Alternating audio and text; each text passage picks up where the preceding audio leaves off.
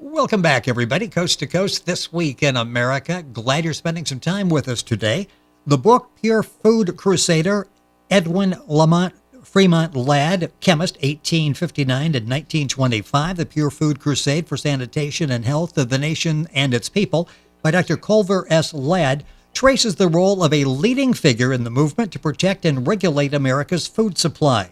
This historical work serves as a reminder that all aspects of the farming and food industry must be approached with human life as the first concern.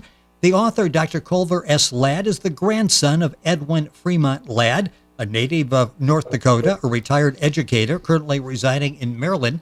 Dr. Ladd is a graduate of the University of Maryland. He holds 2 master's degrees from American University in Public Administration and Political Science. He earned his doctoral degree in the field of international relations. He serves on the board of the Chesapeake Ranch Water Company, a member of the National Capital Area Political Science Association. Dr. Culver S. Ladd, author of Pure Food Crusader, Edwin Fremont Ladd, chemist, 1859 to 1925, The Pure Food Crusade for Sanitation and Health of the Nation and Its People, and he's our guest on This Week in America. Dr. Ladd, welcome to the program. It's great to have you with us today. Thank you very much for the invitation and for the program. Well, this is an amazing story of your grandfather and really a leading figure in the movement to protect and regulate America's food supply done a number of years ago. And I'm anxious to get your perspective on the work he did then and how it's impacting our lives now. But let's first go back. Tell us a little bit about your grandfather. He was raised on a farm. Talk about his background and where this interest in chemistry began for him, and then taking that knowledge and applying it to our food supply. Well, Edwin Fremont Ladd was raised in Stark, Maine. And Stark was a very important city a few generations earlier than that, because that's where the boys that fought at battle at Saratoga were led by General Stark, and when they beat the British coming down from Canada, then they moved back and settled at the community called Stark's. He went to school there and went on to at the University of Maine at Orono. He got his degree in chemistry there, went on to Cornell and applied for a master's degree. But it wasn't long before the lead chemist said, why don't you join me at the laboratory at Geneva? So he went to Geneva at the top of the Finger Lakes, and he began his work there. He was hired before the end of the first semester as an assistant chemist. So Babcock wanted someone who knew what he was doing, and obviously Edwin Fremont Ladd did know that. He wrote a good many papers that are on file at that, even at that site today. And they worked together, and Babcock, who was the chief chemist for Cornell, then left. He went to Wisconsin. And my grandfather, with a bachelor's degree, became chief chemist of New York State. When North Dakota was becoming a state in 1890, Babcock recommended Edwin Fremont Ladd as their chemist. And so he accepted that job, went to Fargo, North Dakota, and began the work which ultimately created North Dakota State University, which is at Fargo today. And he was the chemist. There were only 2 of them in the beginning. He was one of the 2. And they did very basic work. He was the representative of the Department of Agriculture as the resident chemist in North Dakota as well. Very important position, because then he worked with Harvey Wiley, who was in Washington, and they were very importantly focusing on food as it was then being marketed. You must go back and remember this was 1890s. Yes. And at that time, there was no effective trucks. Food was put on flat cars of trains, and if there wasn't enough fish, for instance, they'd wait the next day and bring another load on, and then they'd use some salts to keep it from deteriorating, and then they put some more layers on, and eventually they ship it off to the cannery. When I got to the cannery, the only method in 1890s was a hand pump for water. They never ever effectively washed off those chemicals that were put on as preservatives. And much of that was going into the canning process. Now, this was all across canning, and that canning was fairly important in the late 19th century. And he was focusing because whether it was vegetables or whether it was fruit or whether it was fish, as I say, they were going into the cannery without any effective water systems. They were just hand pumps, and that was not washing off those chemicals. And that was the thing he focused on, because that was going into the stomachs of people who ate. Which is just amazing, the lack of any regulations. But when you think back, refrigeration, all of this transportation, as you mentioned, all of this was in a totally different perspective or time back then. The book is Pure Food Crusader, Edwin Fremont Ladd, Chemist, 1859-1925, The Pure Food Crusade for Sanitation and Health of the Nation and Its People. Let's talk specifically about some of the things that your grandfather did. I know he regularly purchased canned goods, analyzed them in his laboratory, and people were shocked to find out what he came about, or what he found out as a chemist. People had no idea what was going into their food, did they? No, that's exactly the point. He would bring shipments would come into North Dakota, into Fargo, from the east, canners, and he would open a can and inspect it, and he turned out repeated instances, vegetables, fruits, meats, that had chemicals in them because they had never been washed off. And that was what was getting into the stomachs and causing much trouble. Children were dying because some of the chemicals in candy was killing them. So there was a real issue here, and he was focusing on that. And he began to publish reports, which are on file in the Department of Agriculture libraries today. And you can see where he spotted various saccharin and various elements in there, salicylic acid, much of the acids that were used to protect deteriorating foods.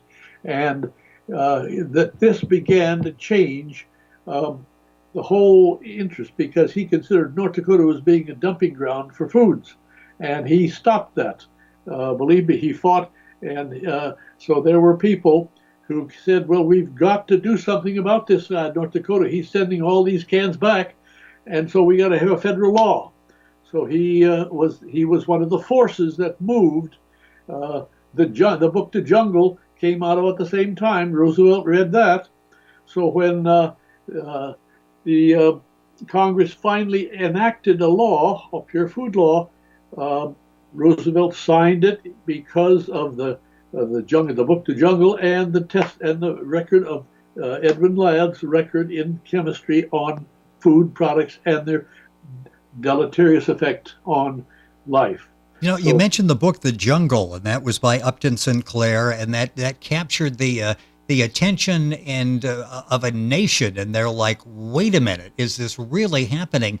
Side by side with Upton Sinclair was your grandfather, wasn't he? He was with him in pushing this legislation and making food better for everybody. Precisely.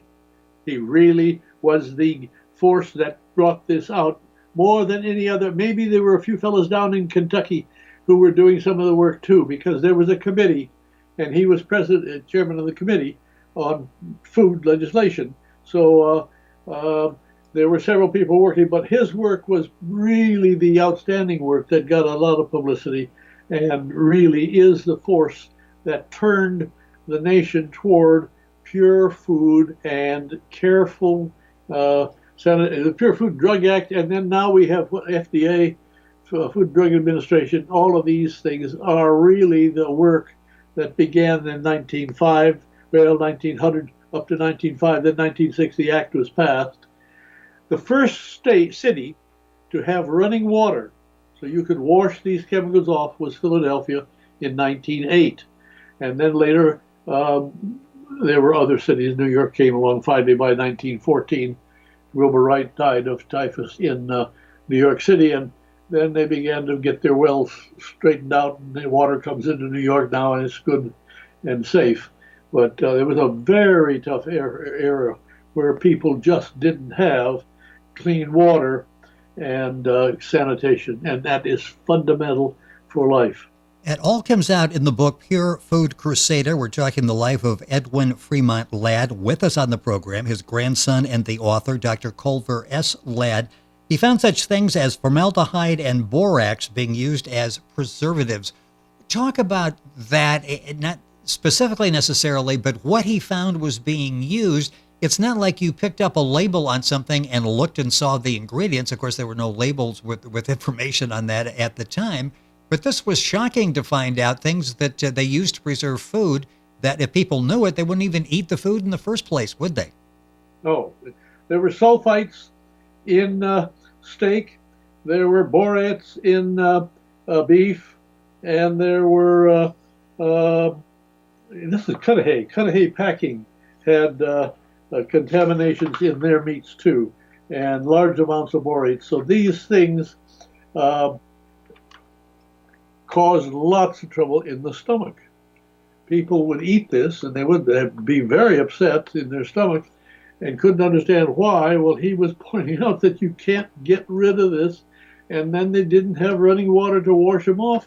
So we were in an era where we had to evolve running water, and that was really important so you can clean these things up, and it's the fundamental thing today. Our clean water system is fundamental for our health and sanitation, and that's what he focused on. And in the book, you'll see historical documents. It's a fascinating book besides the narrative in talking about the work of Edwin Fremont Ladd. You've got the documentation there that you can see all of the supporting documents from back during that era. You mentioned legislation. He really was critical, wasn't he, crucial in getting legislation passed? And it's sort of the foundation of food laws today, I would think. That the foundation for that was laid by what your grandfather was able to do. He got laws passed in North Dakota. He worked on that in the 1890s, and the laws began to be passed around 1900, 1901. And I guess they took effect around 1902 in North Dakota. That is not federal. This is strictly in the state.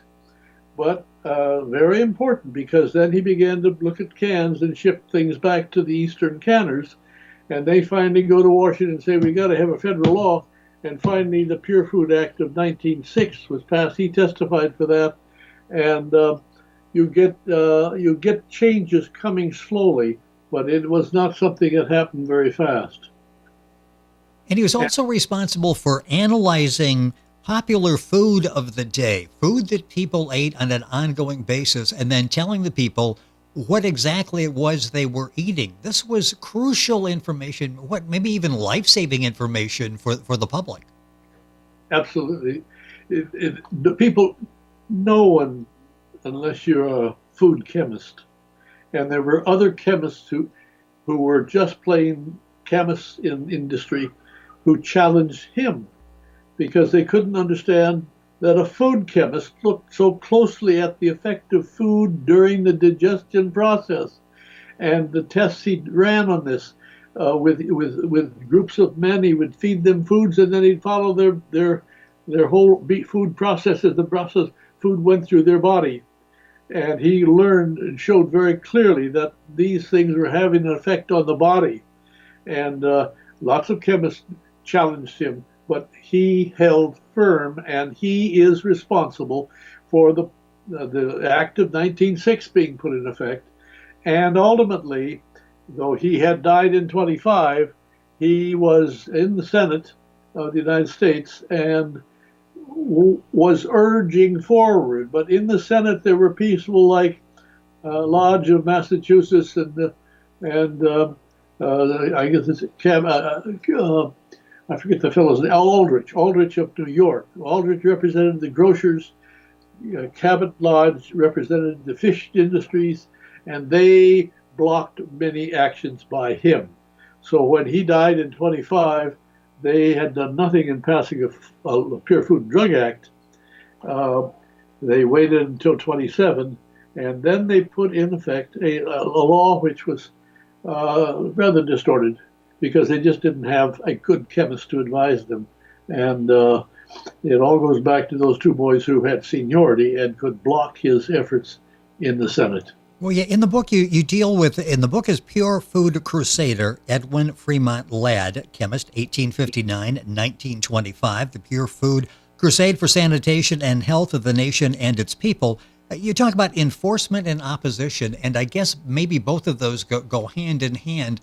Let's talk about the enforcement aspect. And a few minutes left in the program. It's going by way too quickly. But from an enforcement standpoint, back then it was difficult because they were putting a whole enforcement structure in place.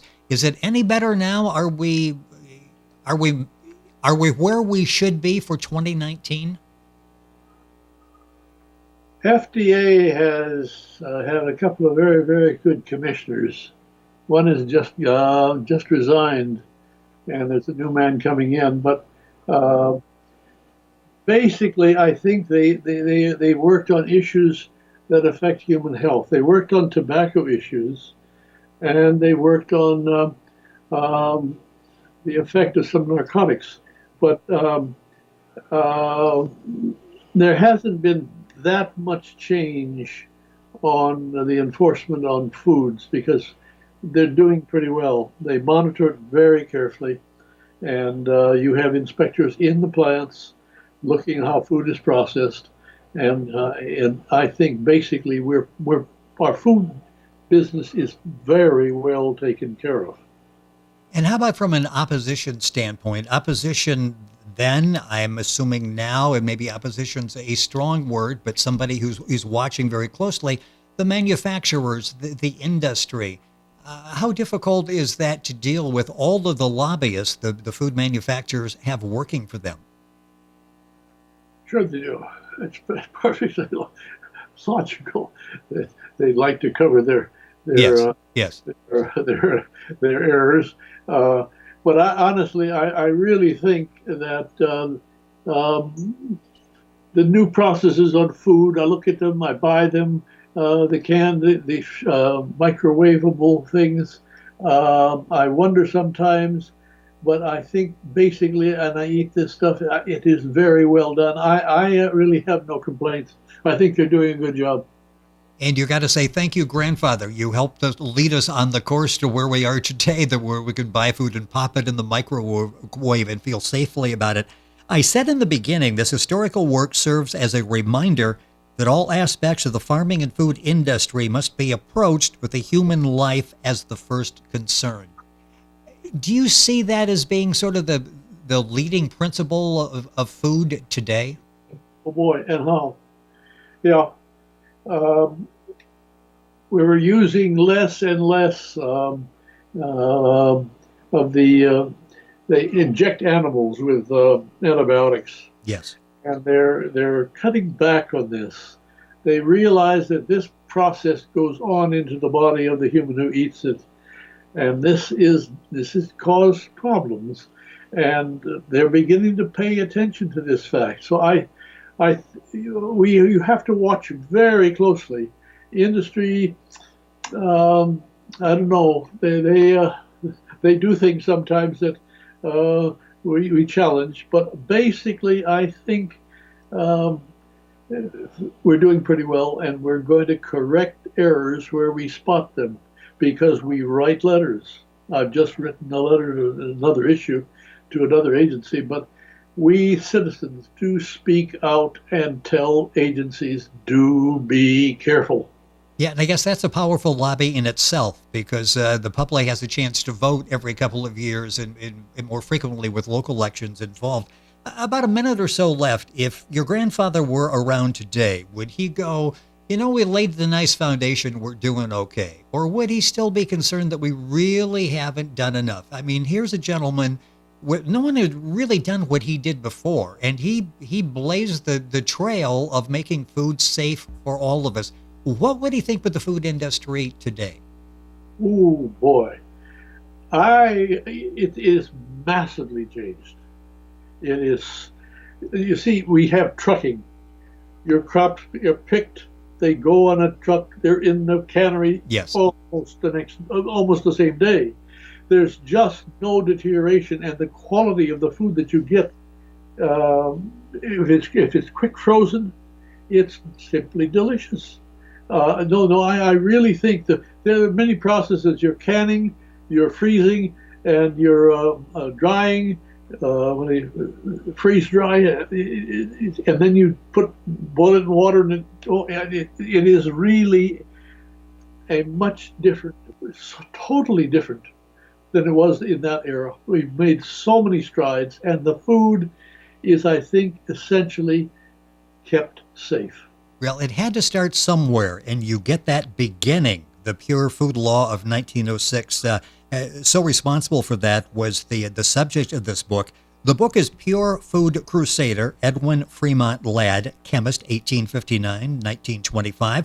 The Pure Food Crusade for Sanitation and Health of the Nation and its People. His grandson is the author and our guest, Dr. Culver S. Ladd. The book is available at Amazon. You go to Amazon and you can find the book there, Pure Food Crusader. If you go to our website, thisweekinamerica.us, you can link on directly to Dr. Ladd's website, information on the book available at Amazon. It's a fascinating read, well documented, a person that is so responsible. His work touches all of our lives, our families' lives, every day, all across the country. It's a fascinating story, Pure Food Crusader. Dr. Ladd, thank you so much for sharing the story with us on the program. I loved having the chance to talk about it. Thank you for being with us on the program. Thank you for covering it. Very, very important. Thank you. It has been our pleasure. The book, once again, Pure Food Crusader, Edwin Fremont Ladd, Chemist, 1859-1925, The Pure Food Crusade for Sanitation and Health of the Nation and its People. The author, Dr. Culver S. Ladd. The book's available at Amazon, and you'll find it as well. A link at our website, thisweekinamerica.us. Back on today's program after these messages.